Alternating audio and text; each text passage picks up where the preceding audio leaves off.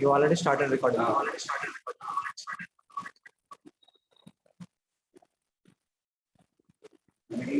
Continue. Okay.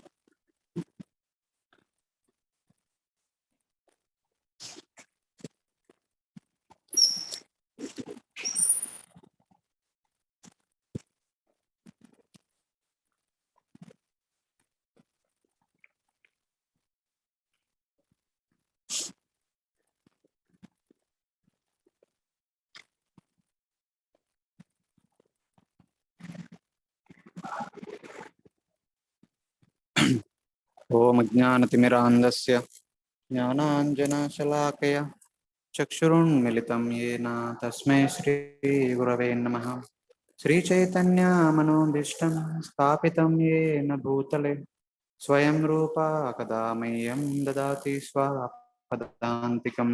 वन्देऽहं श्रीगुरु श्रीयुतापदकमलं श्रीगुरून् वैष्णवांश्च श्रीरूपं साग्रजातां सहगना रघुनाथान्वितं तं सजीवं साद्वैतं सावधूतं परिजनसहितं कृष्णचैतन्यदेवं श्रीराधाकृष्णपादान् पिता श्रीविशाखान्वितांशां नमः। ॐ विष्णुपादाय कृष्णप्रेष्ठाय भूतले श्रीमते Bhaktivedanta स्वामिन्निति नामिने।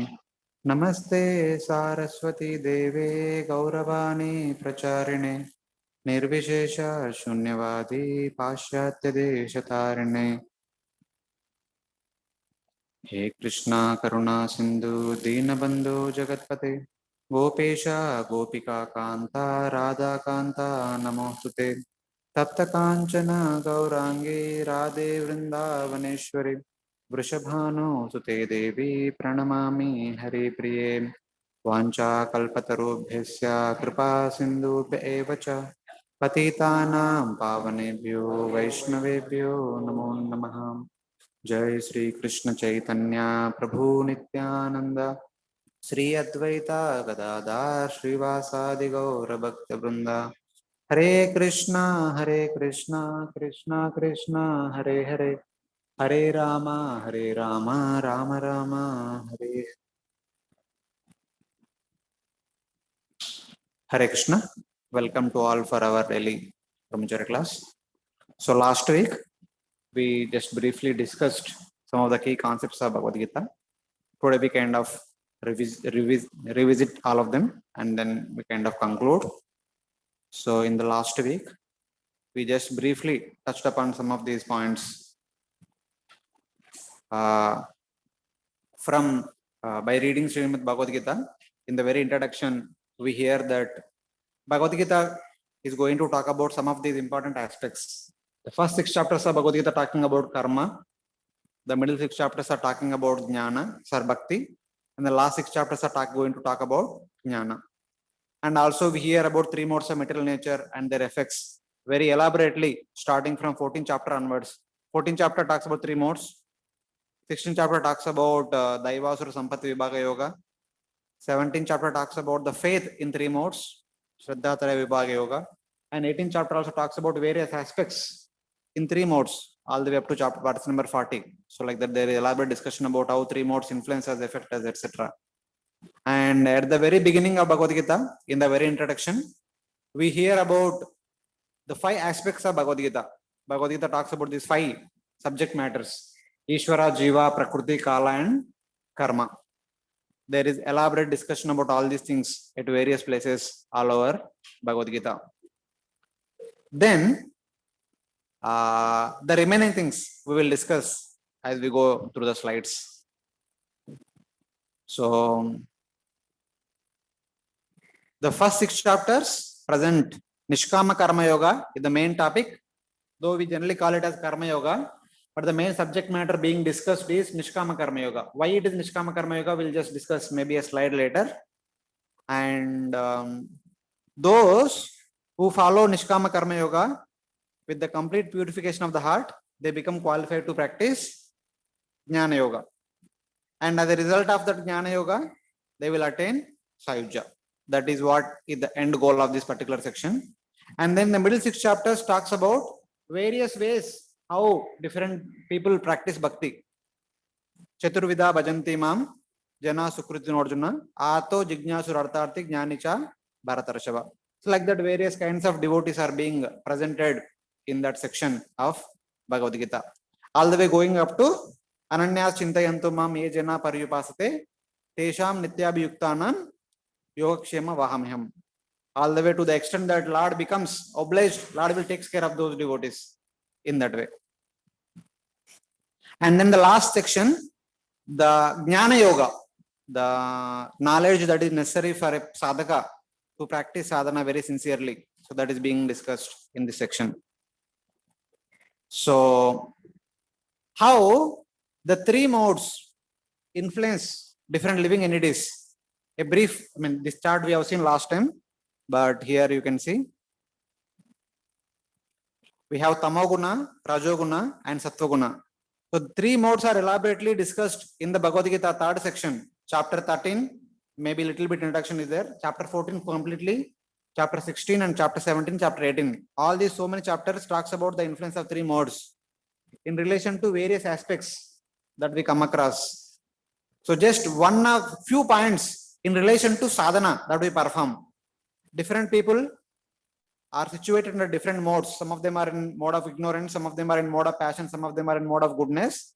But in those particular modes, under the control of those particular modes, any activity they perform, what could be the expected results? There could be many more way of looking at it, but here in relation to sadhana, just put it. In Tamoguna, whatever activity performed by a person, if it is for himself, that is also destructive. If it is done for somebody else, the result will be the kind of destructive. If the person is in mode of passion, Rajoguna, those activities that he performs for the self are selfish in nature, only for one's own satisfaction, either bodily or mentally. When it comes to others, it is destructive at the same time for others also, for their satisfaction also, some could be. But when it comes to Sattvaguna, whenever a person is in mode of goodness, whatever activity one performs, whether for oneself or for others, it is always selfless in nature. That is the nature of mode of goodness. It makes a person selfless. So specifically in relation to sadhana, when a person in the mode of ignorance, when that person performs any sadhana, so these are the 4 popular sadhanas which we hear in Bhagavad Gita. If it is karma, it becomes vikarma. Vikarma means sinful activity. So whatever activity one performs, basically sinful activity, leads to hell. So if the person performs jnana, that jnana also kujnana. It is only for the purpose of destruction of somebody else or oneself ultimately. Or kuyoga or abhakti, something like that. So but for people, if they are in the mode of passion, if they perform karma, that karma can be called as sakama karma. If they are performing jnana, that can be called as sakama jnana. If they are performing yoga, that can be called as sakama yoga. If they are performing bhakti, that can be called as sakama bhakti. The basic results are selfish. They are only interested in their own self or extended self. But if the same people are in the mode of goodness, if they are performing same sadhanas, they can be called as Nishkama Karma Yoga, Nishkama Jnana Yoga, Nishkama Ashtanga Yoga, and Mixta Bhakti. If they are devotees, they have Mixta Bhakti. But when the people transcend into the 4th order, that is Turiya state, the pure goodness, there they will, what they perform is called as Nishkama Bhakti, Ananya Bhakti, and Kevala Bhakti. The Acharyas tell that all the sadhanas, whether it is karma, jnana, yoga, they can be performed only up to the stage of mode of goodness. By the ultimate pinnacle of mode of goodness is Brahmabhuta platform. 1854. Brahmabhuta prasannatma nasochati nakangshati. Samas sarveshu bhuteshu madbhaktin labate varam. Even if you see 2nd chapter, one of the verses in the last section, 68, 69, 60, 70, 71, Apuryamana, Machala Pratishtam, Samudramapa, Pravishanti Yadvat. All those verses talks about the person who has reached Brahmabhuta platform or Jivan Mukta platform. So that is where this indicates. As the person crosses that and enters into transcendental, the Turiya state, then there is no need of karma, jnana, yoga or anything. What a person performs is only bhakti. That bhakti will enable them to attain highest perfection, the ultimate goal, whatever they want. So that is called Ananya Bhakti or Kevala Bhakti or Nishkama Bhakti. There is no more karma, no more jnana, etc. Yes, sir. Same. That is still the highest mode of goodness.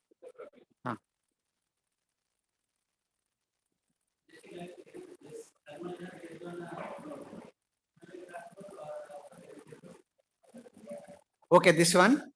Yeah, that we will understand today. Based on whom? These are all based on both. Based on Lakshmana Thakur, based on Baldev Vidyabhushan. Even Srila Prabhupada, though he does not mention pinpoint many times, but in his purports he actually indicates many places. The whole idea of Srila Prabhupada from the beginning to the end is only to highlight bhakti. It does not give much mileage to karma, jnana, yoga, as Baldev Vidyabhushan, Balram Shakti Prabhu says. Prabhupada does not give any mileage to other sadhanas. He only talks about bhakti from the very beginning to the end. But he talks of hints him in the purport.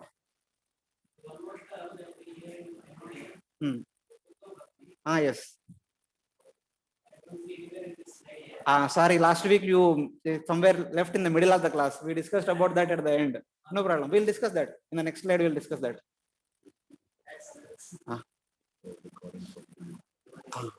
Okay.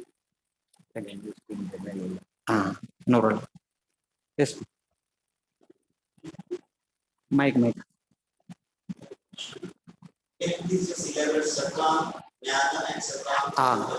We will, the rest of the topic subject matter is all about that sadhanas only. Here, the focus is modes. If this some sadhana is performed in that particular mode, it is called with these names. So what that name indicates, we will discuss in the future.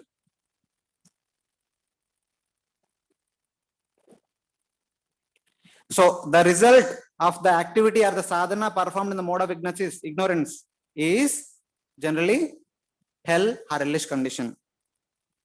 In the mode of passion, it is attaining heaven. In the mode of goodness, for the practitioners of jnana or yoga, it is Brahman. For the practitioners of bhakti, it is Vaikuntha. So, the 5 tattvas of Bhagavad Gita: Ishvara, Jiva, Prakriti, Kala, Karma. So, Ishvara, the relationship between Ishvara and Prakriti is Ishvara glances on Prakriti and impregnate Prakriti with Kala Shakti and Jiva Shakti. So, the glance carries Kala Shakti into Prakriti, and from other side, Jiva Shakti also enters into Prakriti, carrying along with it its own karma and swabhava. And so, because of this particular incident, because of this particular activity which happens at the very beginning of the creation, the Jiva comes under the shelter of Prakriti. Jiva remains under the supervision of Prakriti. Prakriti takes care of Jiva, because of which Jiva goes from one species to other species. The cycle of transmigration goes on. So how Jiva can get rid of or come out of this particular bondage created by Prakriti? That is by taking shelter of yoga. When Jiva takes shelter of yoga, the Jiva can go back and reunite with Ishvara instead of staying under the shelter of Prakriti. Mike.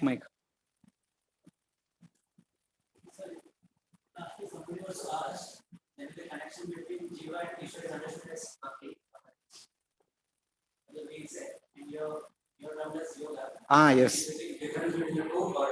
Yes, there is a difference. Wait for the next slide. Next slide. Yeah. So why it is yoga, you will discuss. So it is by practicing yoga, one can get rid of the influence of Prakriti, or one can deliver oneself from the clutches of Prakriti and reunite with Ishvara. So here we have total 6 terms. Though in the introduction of Bhagavad Gita, we read that these 5 terms Bhagavad Gita is talking about, but Bhagavad Gita's main subject matter is yoga. The other 5 subject matters only sub-subject matters. They are not the main. The main subject matter of Bhagavad Gita is yoga. So Ishvara is basically means that indicates Brahman, Paramatma, and Bhagavan. Of course, there are many chapters talks about them, but I just put, I mean, as per my remembrance at the time when preparing slides, I put them. Chapter 2, that talks about the qualities of Sharira and Atma and Sharir, the section 215 to 230. And chapter 11 to 30, 7 to 11, Lord Krishna talks about many vibhutis of himself and many other things. Chapter 13 specifically talks about Atma and Paramatma. Chapter 15 talks about Purushottama Yoga, etc.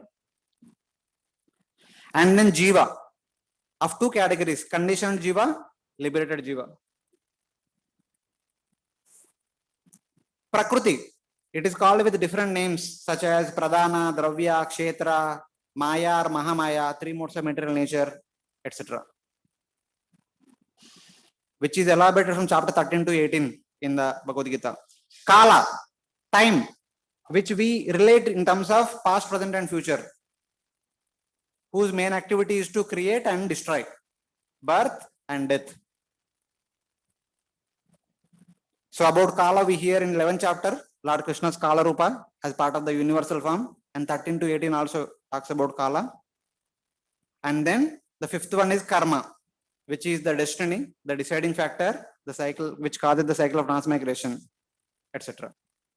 So the 18 chapters of Bhagavad Gita kind of hint about karma from the very beginning to the end, here and there. The sixth one is yoga. So specifically Bhagavad Gita talks about Karma Yoga, Jnana Yoga, Ashtanga Yoga, and Bhakti Yoga. So here yoga is not just Ashtanga Yoga, but yoga is the process or sadhana that people of this world generally practice in order to reunite with Ishvara. Some of them might want to reunite with Brahman. Some of them might want to attain Paramatma. Some of them might want to attain Bhagavan in any feature. But whatever sadhana they practice, generally they are four. In Bhagavatam, there are actually 6 sadhanas. Bhagavatam talks about 6 items of sadhana. But out of the 6, 2 of them are kind of sub items of another 2 more sadhanas. Though they are basically called as 6 sanghas of Vidya. Karma, Sankhya, Yoga, Tapasya, Vairagya, and Bhakti. These are the 6 sanghas of Vidya. Tapasya is a sub-component of Jnana Yoga. Vairagya is a sub-component of Ashtanga Yoga. And the fourth one is Bhakti Yoga. So we can regroup them into 4 categories. Yes, Prabhu, quickly.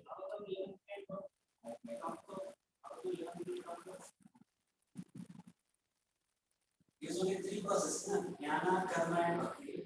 Somebody who wants greater enjoyment, Karma. Somebody who wants liberation, Jnana. And for the devotees, Bhakti. Okay. There is Ashtanga Yoga also being talked about by Lord Krishna at many places in the 11th canto. It is going to many different planets, going to Brahman, it's as Jnana. No, there is a little difference. It can be part of Jnana. It is at the same time different also. That we will discuss today. We are discussing that also. How Ashtanga Yoga can be clubbed together with Jnana or can also be taken separate. Even though Ashtanga Yoga is there in Bhagavad Gita, but it is not separately mentioned. Bhagavad Gita, we say 3 sections. First Karma Yoga, middle Bhakti Yoga, then later on Jnana Yoga. There is no specific mention of Ashtanga Yoga. But we need to take it as a separate process also.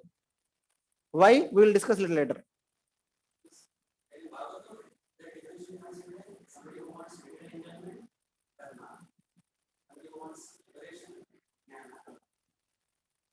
Jnana. It does not stop there. There is much more to it. Somebody who wants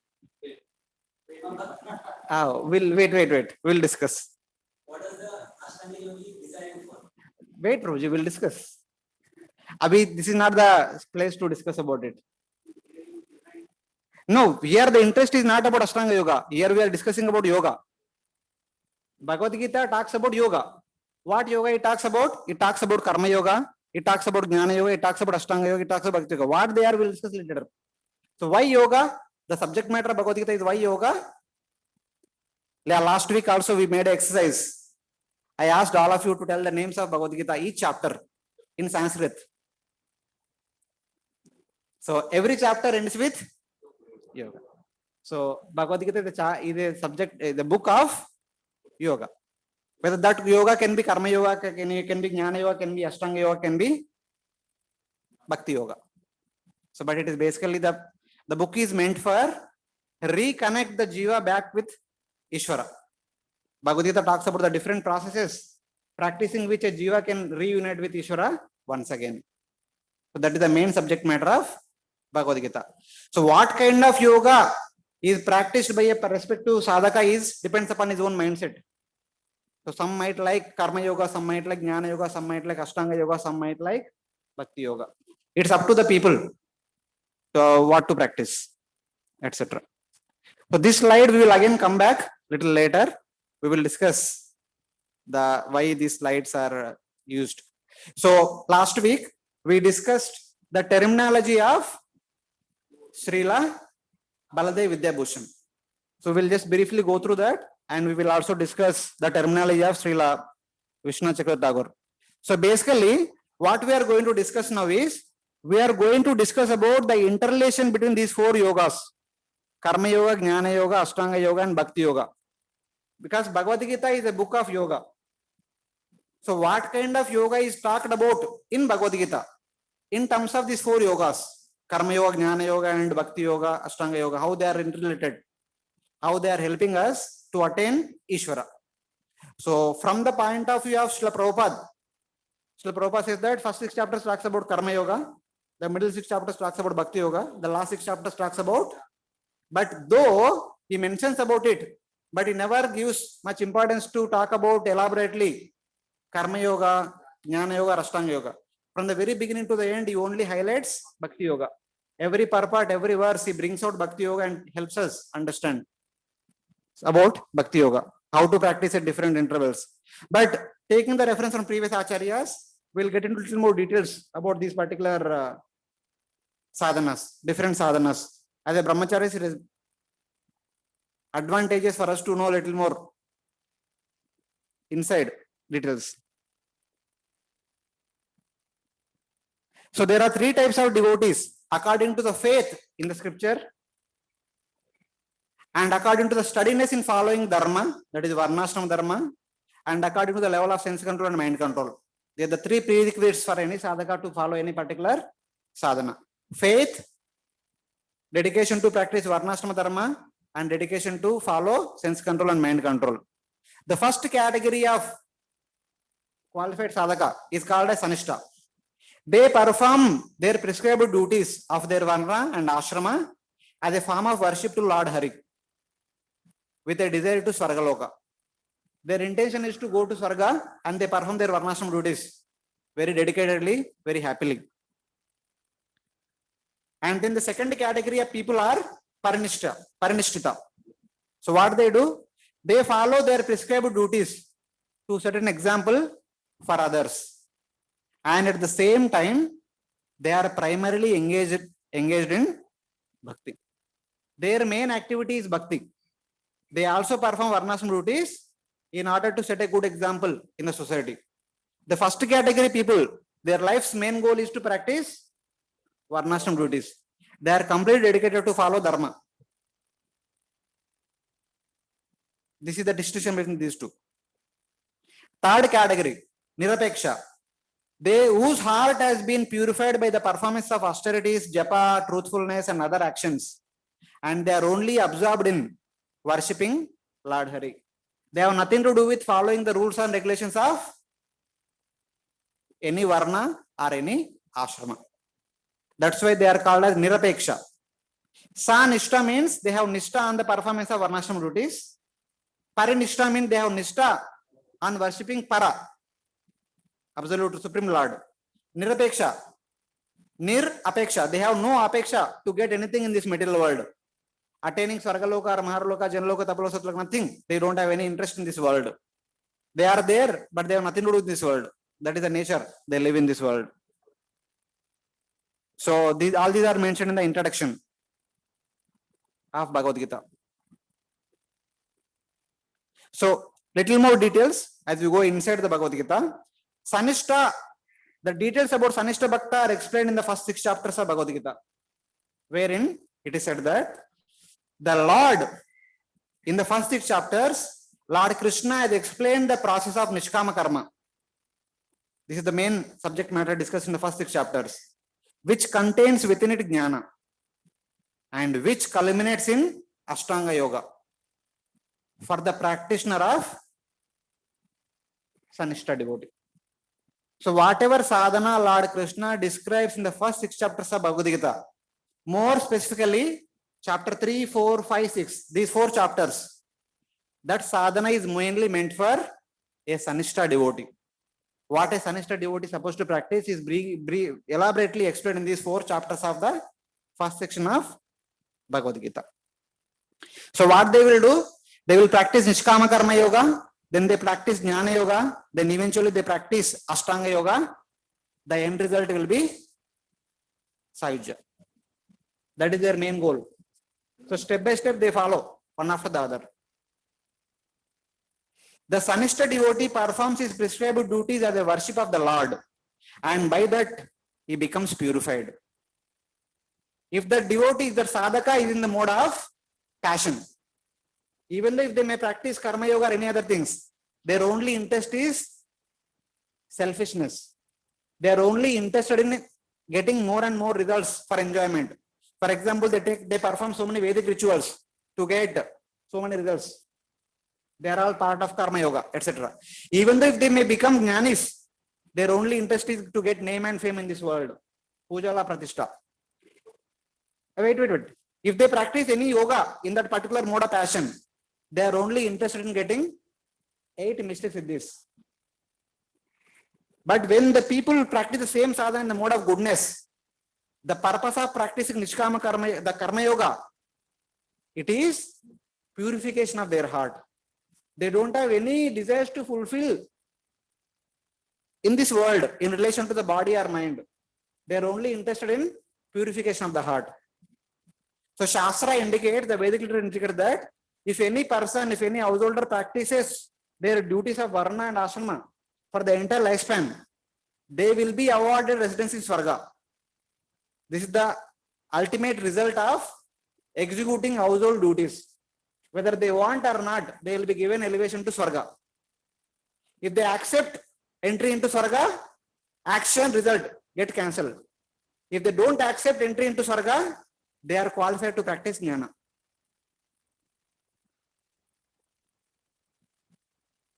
They are qualified to practice Jnana. So Jnana is generally practiced by Vanaprastha or Sannyasi in the renounced order.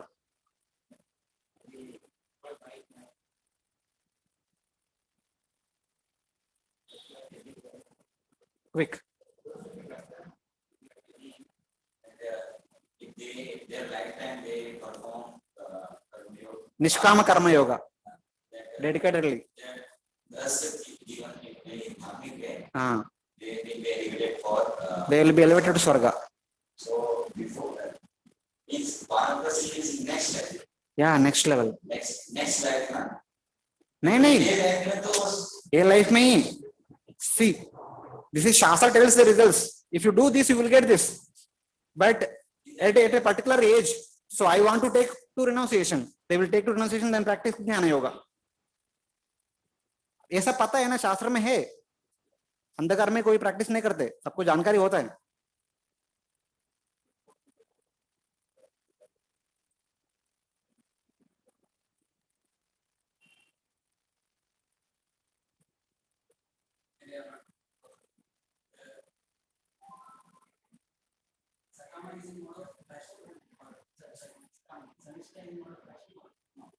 No, not Sanishta. I am telling, if a person in the mode of passion, they practice Karma Yoga for the purpose of getting result in the form of fulfillment of results here. So I practice this ritual, I'll get some results. I do this, I get results. If they practice Jnana in the mode of passion, they are only interested in getting some name and fame. They have nothing to do with liberation. People in the mode of passion, they have nothing to do with liberation. They are only interested to get something here. But in the mode of goodness, if they practice Karma Yoga, their interest is not to go to Swarga, but they are interested in the purification of the heart and become qualified to practice jnana, that karma yoga can be called as nishkama karma yoga. If they enter into Swarga, then they can be called as Sakama Karmis, because they are accepting the result and enjoying accordingly. So they are still called as Sakama Karmis only. Sakama Karma Yoga they have practiced. But if they are not taking up that result, they want to do something more than that. So they take to renunciation and then start practicing Jnana Yoga. So with the purification of the heart, they will become qualified or they become entitled to practice Jnana Yoga in the Vanaprastha order or renounced order, either Vanaprastha or Sannyas. So in that particular order, as they practice Jnana Yoga, to some extent, when their heart is completely purified, when they have kind of realized Jivan Mukta platform, then they have two options. Either they can live as a Jnana Yogi till the time of natural death, then eventually attain Sayujya, or they can take shelter of Ashtanga Yoga and they can quickly attain death and attain Sayujya. So Ashtanga Yoga is an additional aid to the practitioners of Jnana Yoga so that they can attain Mukti at a quick pace. So particularly now, Ashtanga Yoga is a part of Jnana Yoga. It is addition, add on to Jnana Yoga. It is separate, at the same time it is part of Jnana Yoga also. It can be part of Jnana Yoga or it can be completely separate also. You have presented it's in the part of Jnana Yoga. I am telling the sequence. Or even while in Grihastha order, the sadhaka is already sufficiently purified, has no interest in this world. He has sufficiently gained renunciation, vairagya. Then as soon as he enters into Vanaprastha, immediately that person can practice Ashtanga Yoga and attain Sayujya. The different practice of Jnana Yoga?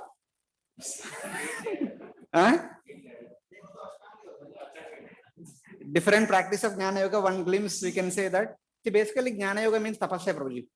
Austerities. So one simple example I will give you. This may look very harsh.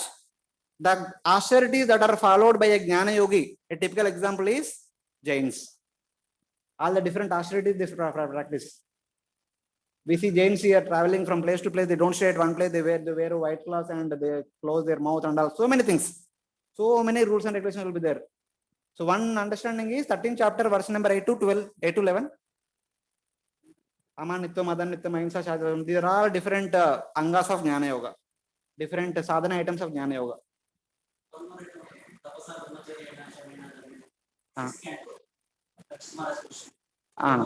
They are also different angas of Jnana Yoga. So all, they are all different sadhanas, the different angas of Jnana. Just like NOD talks about 64 angas of Bhakti. So these are different angas of Jnana.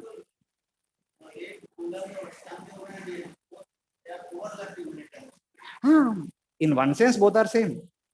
Ashtanga Yoga is a rigid practice. अभी किधर मुंह करने का नहीं, उधर ही एक ही जगह पर पांव पे खड़े रहने का, हाथ ऊपर करने का, अष्टांग योग करते रहने का दिन भर रात भर. ज्ञान योग is not like that. He performs tapasya at the same time studies the shastra. So उनका main साधना है, one is tapasya, the second one is स्वाध्याय. These are the two main angas of ज्ञान योगा. शास्त्र पढ़ते रहते हैं, tries to understand what is matter, what is not matter. So उनका नेति, उनका main process is नेति. Not this, not this, not this, not this. ऐसा what is Brahman, what is Brahman. So it is an anga of Jnana Yoga. That Sankhya is Satvadaya and Tapasya is another anga in that way. So Jnana is nothing but Sankhya plus Tapasya. One side austerities, other side Swadhyaya. So that is total Jnana Yoga. Yes, bro. Some Kundalini Yoga where you raise. Wait. That we are coming to that. So Ashtanga Yoga is 8 limb yoga. Yama, Niyama, Asana, Pratyahara, Pranayama. Yama, Niyama, Asana, Pranayama, Pratyahara, Dharana, Dhyana, Samadhi. That is Ashtanga Yoga. So in Ashtanga Yoga, as we see in the dramas or movies, the person goes to forest and starts performing Ashtanga Yoga. उनका और कुछ काम नहीं रहता है. At least we see in the Bhagavad Bhagavatam, Dhruva Maharaj, 6 months he performed Ashtanga Yoga very rigidly. Of course, simultaneously also worshipping the deity early in the morning every day, and also then the rest of the time is practicing Ashtanga yoga. The first month eating only kapita fruits, berries, once in every 3 days. Second month eating dry leaves once in every 6 days. Third month drinking water once in every 15 days. Fourth month, I think breathing once in 15 days. Fifth month once in a month, and 6th month that also stopped. So that is the rigidity of Ashtanga yoga. Either move karne ka na ek hi jagah par raho, karte raho. Even Arjuna also performed same tapasya for 6 months. Not even 6 months ke baad, Lord Shiva comes and had a good fight and gets Pashupatasra. So like that we have so many examples. And the other best example is Prithu Maharaj. When he taken to Vanaprastha order, he performed Ashtanga yoga in order to attain perfection immediately.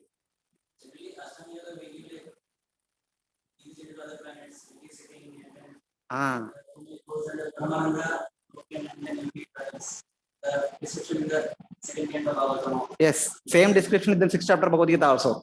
That is basically the cause of Ashtanga. When you raise the days like this, can it more about studies and Ashtanga is more about like this. Ashtanga yoga is quickly entering a Sayuja, quickly attaining Sayuja.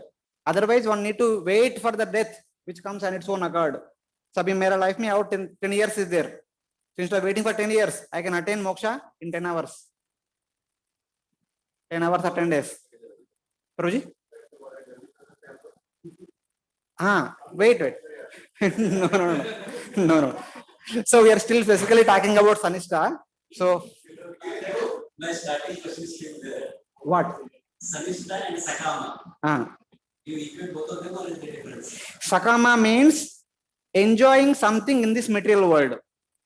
Sanishta is already in mode of goodness. He is a Nishkama. He is a Nishkama Karma Yogi as a Grihastha.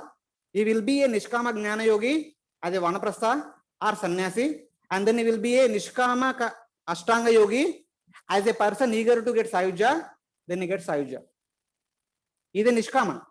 If there is any Sakama, Sa means any desire in this material world. Nishkama means, Nish means no desire in this material world. Desire only in relation to transcendence. Either Brahman or Vaikuntha or Bhagavan. When the term comes, Nishkama means no desire in this world. Kuch lena dena nahi. So I said Sakama because in the mode of passion, if they practice Karma Yoga, Jnana Yoga, Ashtanga Yoga, the results are this. So I'm just trying to compare the results, mode of goodness to mode of passion. So Sanishta is not at all Sakama. Sakama means they don't get any perfection in that sense. वो उनका इधर ही कुछ चाहिए बस. The second category, Parinishta. In the middle 6th chapter, the Lord explained the process of direct surrender to Bhagavan, which is meant for Parinishta devotee. The Parinishta devotee also performs prescribed duties like the Sanishta, but only to teach other. His main activity is worship of the Lord. It is the prescribed, if the prescribed duties interfere with the worship, he can avoid them with no ill effect. Bhagavad Dharma is his main occupation and Varnashrama is secondary. So this person is basically a devotee. He is a devotee, practices bhakti. Last week we discussed that bhakti means Shravanam, Kirtanam, Vishnu Smaranam, Archanam, Padasevanam, Vandanam, Dasyam, Sakyam, Atma Nivedanam. If somebody is doing these 9 things, that is called Bhakti Yoga. इसके अलावा और कुछ कर रहे हैं तो उसका अलग नाम देना पड़ता है, उसका अलग नाम ऐड करना पड़ता है. इसके साथ if somebody is doing varnashram duties as a grihastha to maintain the wife, one's own body, the wife, children, they are doing some karma. That bhakti is called karma mishra bhakti. Thoda karma hai, but main activity is bhakti. If a devotee is a householder, they are performing bhakti, basically 9 angas of bhakti plus the household activities. They are called as karma mishra bhaktas. They have some karma in their sadhana.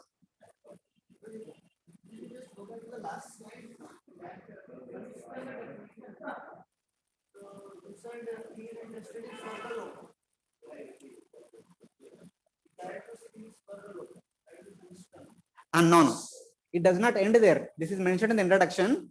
So for more details, we have taken the help of other the inside Bhagavad Gita. See, you see here 647, 758, 15. They talk about more details.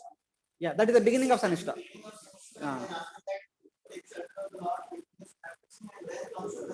Yeah. Ultimately, their end goal is Sahaja. The Sanishta end goal is Sahaja. Okay, so he begins with the process of desire for Swarga and then he advances to the center of the Lord. So then he slowly becomes Vishram Karma Yogi and then practices more devotional service of Jnana. Then Jnana, then Jnana and Sahaja. So that Sanishta only, as we are talking about, first he performs household order, duties of the household order. Then he practices the duties of Vanaprastha or Sannyasa, which are called as Jnana Yoga. And if he quickly desires to get moksha, he takes shelter of Ashtanga Yoga. So the same Sanishta is described by Sri Vishnu Chakra Thakur in the names of Bhakti Mishra Karma as a householder. He practices Karma Yoga specifically, but with a little Bhakti add on to it. And then as a Vanaprastha or Sannyasi practices Bhakti Mishra Jnana. If he desires to get moksha immediately, Bhakti Mishra Yoga, then eventually attains moksha. Because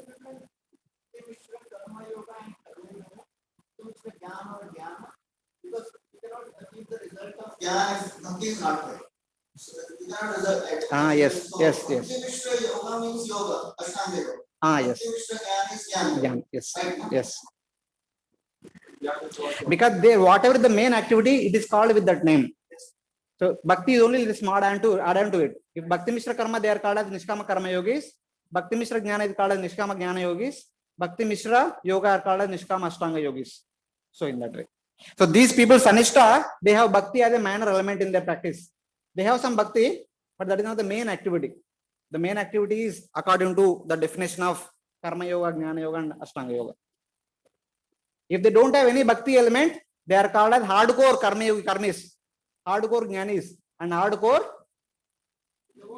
Yogis. They don't get results. That hardcore Jnanis or Yogis, they may get the results in the form of Pujala Pratishtha, in the form of Astasiddhis or something like that. But they don't get liberation. Without Bhakti, nothing is awarded in the form of Para. Whatever they get is only Iha, in this material world. They get so many results only in the material world. Because they are undertaking so many austerities, the results will be awarded by Prakriti. Yes, Prabhu.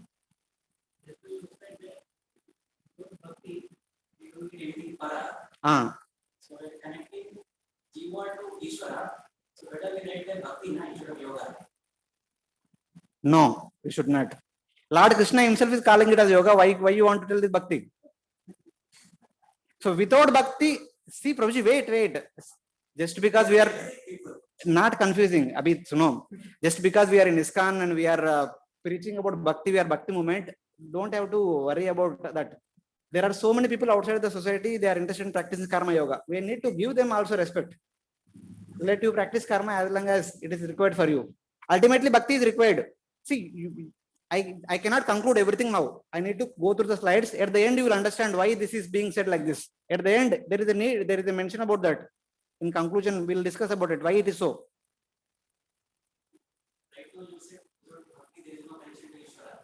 Yes, ultimately, without Bhakti, there is no attainment of Para. Yes. I am not saying Bhagavad Lord Krishna only tells in the Bhagavad Gita. No. If you say Bhakti, there is no mention, there is no, how can you mention Karma, Jnana and Ashtanga Yoga? No. They also give you, even Ashtanga Yoga also can give you Vaikuntha entry. Yeah, Bhakti is required. Ashtanga Yoga means that Bhakti Mishra Ashtanga Yoga. Hari Prabhu, ruko. Wait, thoda 10 minutes ruko. Baad mein we'll come to that point. See, I'll tell you, any sadhana you practice without Bhakti, there is no result of that. As we read in the Bhagavatam first canto, 5th chapter, Narada Muni said that, Naiskarame Pachyuta Bhava Varjitam na Shobhate Jnanam Alam Niranjanam. Without Bhakti, there is no process gives any result. That is there. But in their sadhana, in the day to sadhana, what is the main practice? If their main practice is Karma Yoga, they are called as Bhakti Mishra Karmis. If their main practice is Jnana Yoga, they are called Bhakti Mishra Jnanis. If their main practice is Ashtanga Yoga, they are called Bhakti Mishra Ashtanga Yogis. their respective destination will be different. They will get Sayujya. They are only interested in Sayujya. They practice those respective sadhanas. But those who want to serve the Lord in person, they are not interested in Sayujya. For them, the process is Parinishta Bhakti. In Parinishta Bhakti, the main thing and other things as per the necessity of their living condition. If they are Grihastha, if the devotee is a Grihastha, they need to practice the Varnashram duties to maintain the family.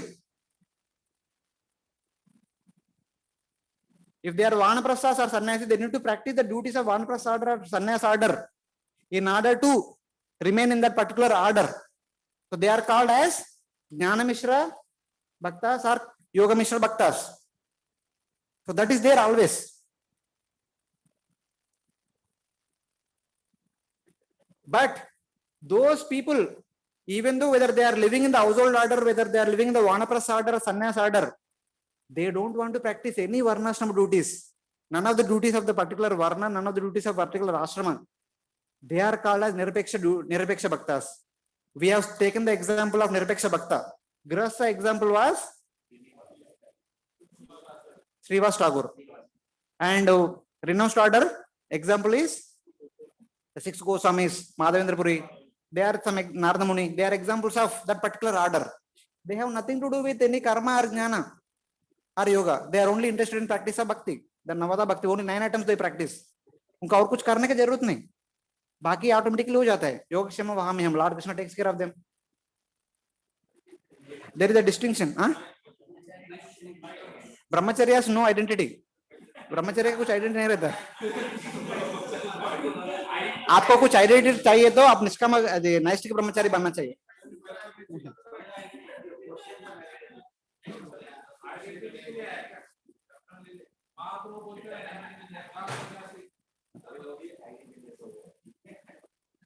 Identity comes with gross order. As a brahmachari, no identity. Brahmacharis are only students.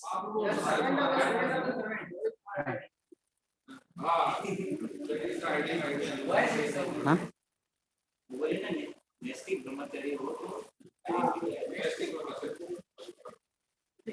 सुनो सुनो, time हो गया. सी अभी देखो, इधर देखो. Hare Krishna, just last 2 minutes. Last 2 minutes.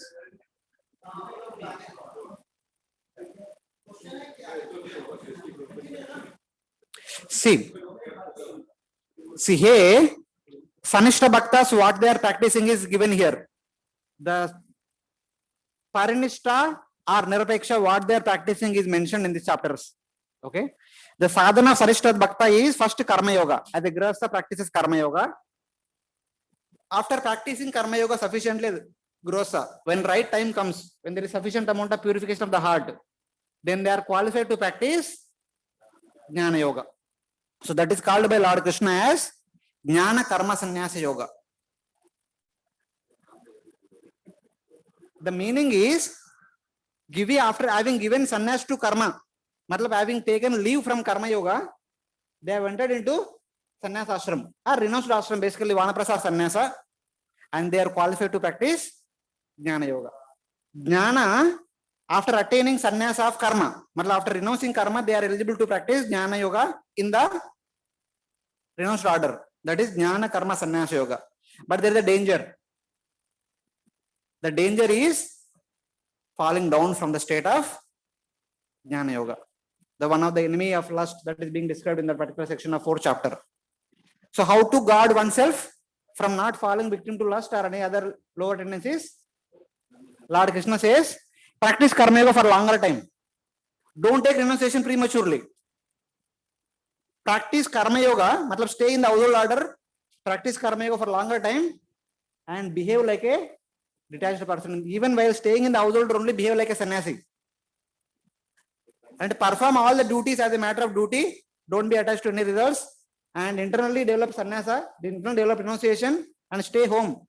Then after achieving sufficient amount of renunciation, even well as Grihastha, then take shelter of Jnana Yoga.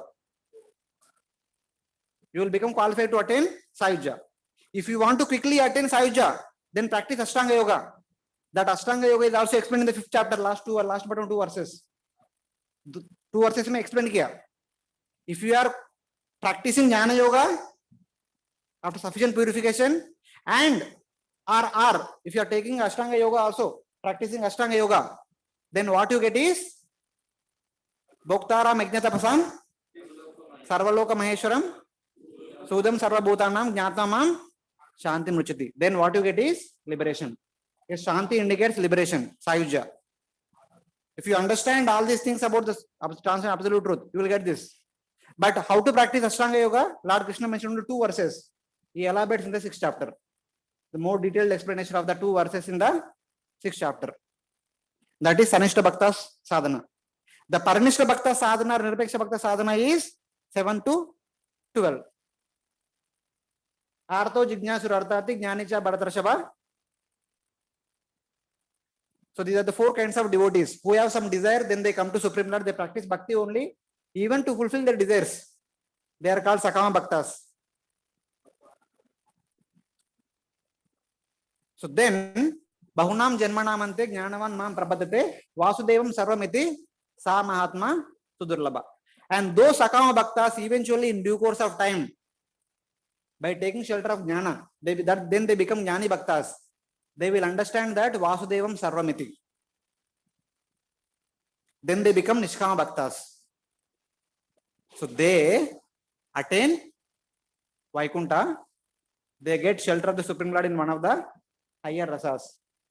Dasya, Sakya, Vasalya, Madhurya. Even these Sanishta Bhakta, if they want to enter Vaikunta, they can enter Vaikunta. But they are not interested in serving the Lord. Because the sadhana only indicate their sadhana, bhakti is not the primary element. So even if they enter into Vaikunta, they only get Sarishti or Salokya. Sarishti means they get opulence in Vaikunta, but stay at far distance from the service of the Lord. And Salokya means they may stay at the same Vaikunta abode. Only they get to stay, but they don't get to serve the Lord directly. But it is those who are performing Paranishta Bhakti, they get to serve the Lord in the mood of Aishwarya. But it is only those who are practicing only unallied bhakti or ananya bhakti, they will get to serve the Lord in close proximity and intimacy. Not in Aishwarya, but in intimacy. Ananya chintayantuma mejana pariyupasatesham nityabhyuktanam yogakshemam vahamyaham. Manmana bhava madbhakto madhyaji mam namaskuru maame vaishasi yuktaivam atmanam matparayana. So these are the examples of Nirapeksha Bhakta. There is one more example. Nirapeksha Bhakta is Patram Pushpam Palam Toyam Yomai Bhakta Prayachati. So basically, why Lord Krishna is telling that Patram Pushpam Palam Toyam, singular. As a Nirapeksha Bhakta, you don't have any facilities. In spite of not having facilities, if you get something in the nature, still if you offer to me, that means you are not at all selfish. Whatever you get from the nature also you are trying to offer unto me. That indicates your Nirapeksha order. But the same bhakti can be practiced by a householder or any other person who can comes under the category of Paranishta is Yat Karoshi Yadashnashi Yadjoshi Tadashyat Yattapashi Kauntaya Tatkurishva Madarpanam. They might be having all the facilities. They use all the facilities to service of the Supreme Lord. So that is the distinction between these two.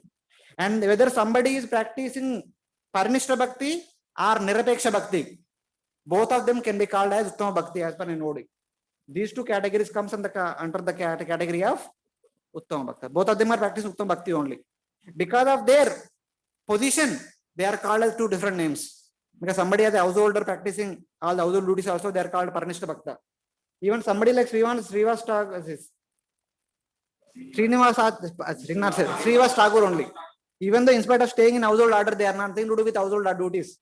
They are all Nirapeksha Bhaktas. Somebody can be as a sannyasi and practicing bhakti and performing sannyas duties. They are Paranishta Bhakta. Somebody as a sannyasi, nothing to do with sannyas duties, like Narada Muni or Goswamis. They are Nirapeksha Bhakta. Both of them are practicing Uttama Bhakti. But the only difference, whether Nirapeksha Bhakta, Paranishta Bhaktas also can have desire, but how we can distinguish both of them is the liberation which Paranishta Bhakta gets is in the mode of Aishwarya. Dasa, Sakya, Vasalya, Madhurya also, but in Aishwarya. But Ananya Bhaktas are the Nirapeksha category, we can say that thoda intimacy. So in that way, our Gaudiya Vaishnavas kind of distinguish both. Madhurya, not Madhurya, any other rasa, but in intimacy. Yes, Prabhu. This is from Baldev Vidyabhushan.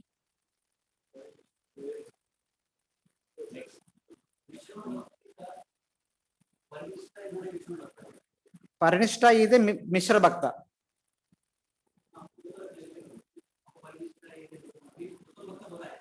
And then you are going Uttama Bhakta outside the Vishnu Bhakta. This part confuses a lot of people. Because he's still performing Varnashram duties. The performance of Varnashram duties makes it as a Mishra Bhakti. So in that way, whatever Bhakti we are practicing as Brahmachari, we are also Mishra Bhaktas. We are performing the Brahmacharya ashram duties also, along with Bhakti activities. So we are called as Mishra Bhaktas.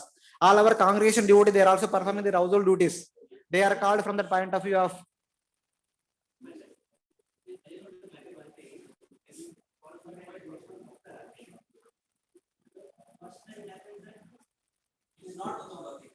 no, that is also Uttama Bhakti.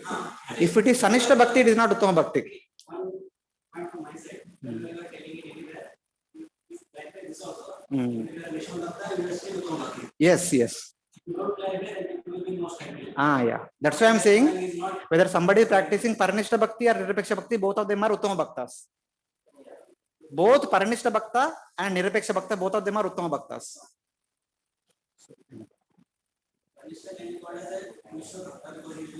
Yeah. Yes. Not because he has a desire for doing it. No. But just because he happened to doing other duties, they are termed as Vishnu Bhakta. Not because they have any other desires. Yeah. This is one clarification I wanted. Vishnu Bhakti is not because he has a desire. No. Vishnu Bhakti is just because he is doing some other things. Yeah. Because everyone cannot be like a Nirapeksha Bhakta. Everyone cannot be like a Goswami. That is very difficult, very high order, tall order. But still I have this confusion. Just because somebody is doing something other thing, should we call it as a Vishnu Bhakti? No, calling Mishra Bhakti is nowhere we are making them less. But all the examples of our Puranas, the Pandavas are in the same category. The Dhruva Maharaj, Prithu Maharaj, Ambarish Maharaj, everyone in the same category. They are also doing their duties as a Kshatriya. They are all kings. So they are doing their duties. They are Parinishta Bhaktas. No. You need to give specific qualifier. That qualifier is because they are doing their duties as a king. Also, they are called as Parinishta Bhakta.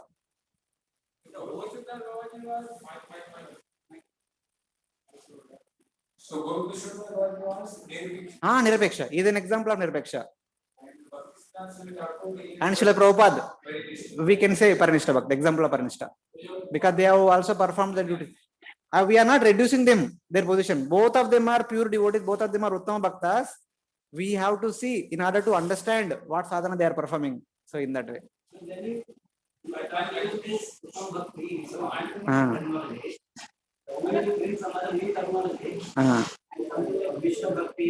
See, Prabhuji, this. Wait. Kindly. In the very beginning, only yesterday, the last class morning, I told what we are studying as a brahmachari here, not a preacher. Don't talk about all these things in your regular classes. This is for our understanding.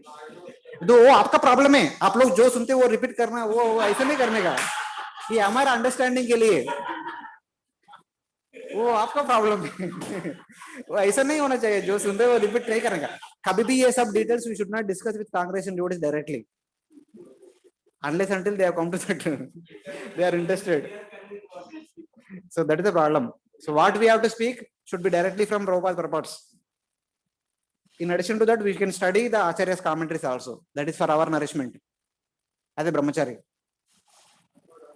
Okay? Abhi preaching ka, it depends on the audience to whom you are speaking. Based on that, you can speak. Not to everyone. ये तो ब्रह्मचारी संघ के लिए ब्रह्मचारी class है. We can discuss all these things. अभी ये भी नहीं करेगा तो हम क्या करेंगे इधर?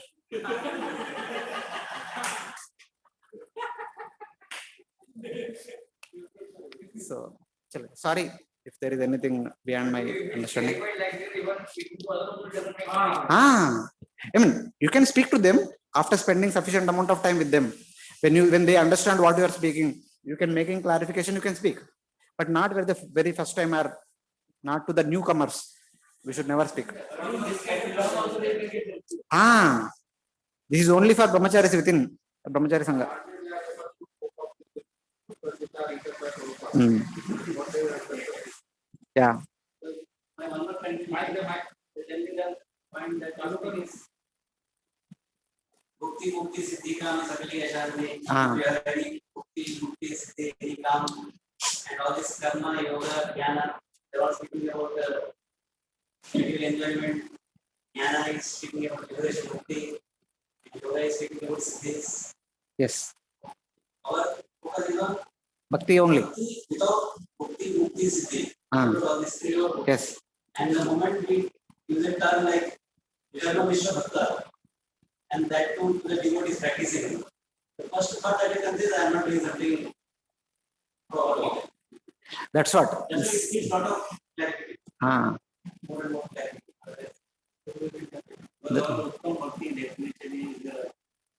हाँ, what is the definition? बताइए बताइए बताइए हाँ उसके बाद हाँ it is ज्ञान कर्मादि अनावृतम, it is not ज्ञान कर्म शून्यम. They are also practicing jnana and karma, but that jnana and karma does not supersede their bhakti. That's why Parinishta Bhakta is their main activity is bhakti, but the simultaneously they are practicing the varnashram duties. If they are practicing household duties, थोड़ा कर्मा है उनका साधना में. If they are practicing vanaprastha duties or sannyas duties, थोड़ा ज्ञान भी है. ज्ञान कर्म है उनके साधना में, but they don't supersede bhakti. They don't cover the bhakti. Yes, one more thing, Ah. all these terminologies don't make confuses. There's one more term that you use. I also noted that. Just to use this jnana and karma in their sadhana. Ah. In our sadhana, not in their in our sadhana. No. For Parishta, the varnashram duty that he is doing, Ah. not his sadhana. His bhakti is his sadhana. Varnashram duty is just doing to set example. Wait.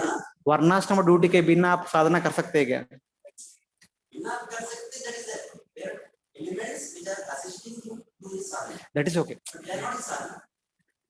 अभी क्या करें, उसको भी साधना में add करेंगे, चलेगा, problem नहीं.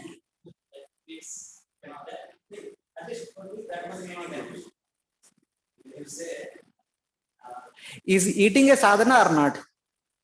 Is eating our meals is sadhana or not? Huh? chanting is sadhana. Eating? Just for maintaining body. Yeah, that is true. It is not sadhana, but as a householder, that is one of the important activity for him. So see, sadhana also.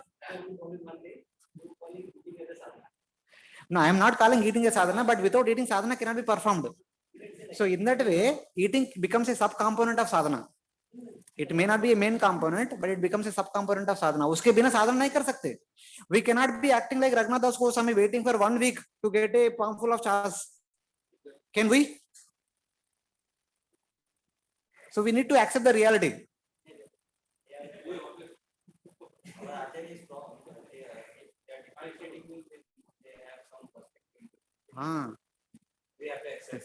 We have to accept that. Because there is for him, sadhana is bhakti and his varnashram is sadhana. Yeah, that is true. Are see, give a benefit of doubt and include it. What is the problem? कुछ होता नहीं उधर. Sadhana is bhakti only, but with sadhana cannot be accomplished without performing their duties. Understood नहीं, बोलना पड़ता है. अभी duty के बिना साधना कैसे होता है? अभी एक गृहस्थ is going to office. Going to office is important or not? Does it fall in the category of yat karoshi yadashnash yajjush tadashyat? Does it fall in the category of this verse or not? Then it is also sadhana. You cannot deny it, because he is performing that particular activity as a part of his sadhana. Though core sadhana is Navada Bhakti, but these are additional angas of sadhana. So we cannot completely deny it. My question is, there is a question between varnashram and bhakti. He does not give up, he practices varnashrama. If they are obstructing, that happens once in a while. That is like apadharma, not always. For example, in our devotee community, if somebody dies in their family, according to the Smartha culture, if somebody dies in the family, they need to follow Sutak for 12 days. But our devotees, the next day only they come to 1 or 2 days, they'll come to temple, they take darshan, they even enter into altar room and do dressing also. If they're part of their schedule, they do that also, some devotees. Example, I mean, because when we consider, okay, it's okay, that is fine. Mera important sadhana hai. So it is like that. If they are in the category of Sanishta, they give importance to following Sutak for 13 days. If they are in the category of Paranishta, if that particular Sutak is obstructing their sadhana, they will forget it. Okay. If it is known to somebody else outside, they will chastise. But within devotee community, nobody chastises. So they glorify it. So that's how the culture dynamics changes in these two sadhanas. But generally they don't do, but only in Apadharma. Sometimes.